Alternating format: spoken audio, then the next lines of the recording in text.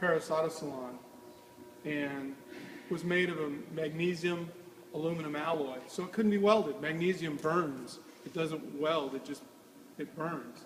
So Jean Bugatti came up with this ingenious way of fastening the body together, the left and right half, and the fenders using these external ribs. It became kind of an iconic Art Deco style.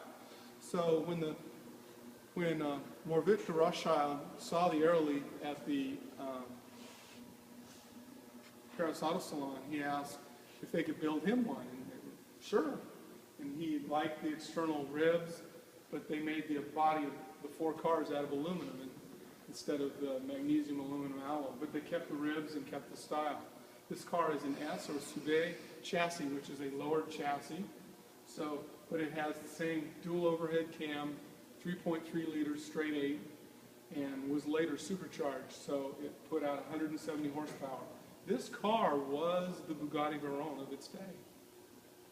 It had a top speed of about 125 miles an hour.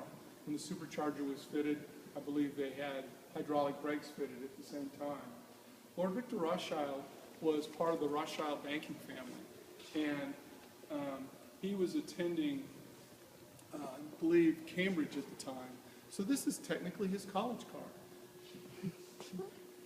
It cost about $9,000 new in 1936, when a new home was probably around $2,200 or $2,500. So it's kind of like a Veyron would be today. And if you look at the Bugatti Veyron and you see kind of the little peak in the roof and along the seams, that's kind of a design homage from this car. There are four cars. The third car was in an accident when a lady was driving, not the wife of the owner, and got hit by a train. There were no survivors. The car was rebuilt and shown at Pebble Beach a few years ago, but you know, it could be kind of like Dolly the sheep, how much is left. And then the fourth car is Ralph Lauren's car, which was restored and shown at Pebble Beach. It's black and was shown in one Vesta show in 1990. This car was owned by a number of people, including Robert Oliver, who then later auctioned it off. And this car was purchased in 1971 by Dr. Peter Williamson.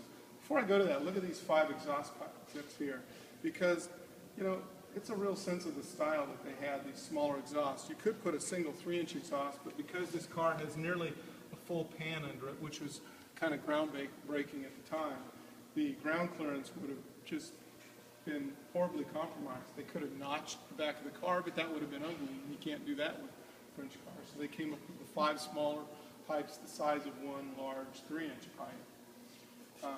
Dr. Peter Williamson was a surgeon in the Army, and he had the unique distinction of being married to Charles Kettering's daughter.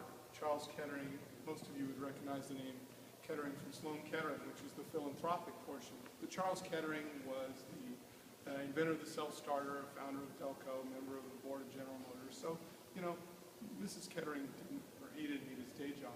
So Dr. Williamson was a surgeon for the Army, and he bought this car at auction in 1971 from Sotheby's for the then world record price of $59,000. It was such an outrageous price that he was apparently taken aside by his commanding officer and reprimanded for such an ostentatious display of wealth. So then, after that, he had the car and had it restored in 2002 and 2003, where the car was shown at Pebble Beach and at one Vesta show with Dr. Williamson. He had it until his death in 2008. His cars were sold off, and then this car was purchased privately by an anonymous buyer for in excess of $30 million. Started at 10,000. 59.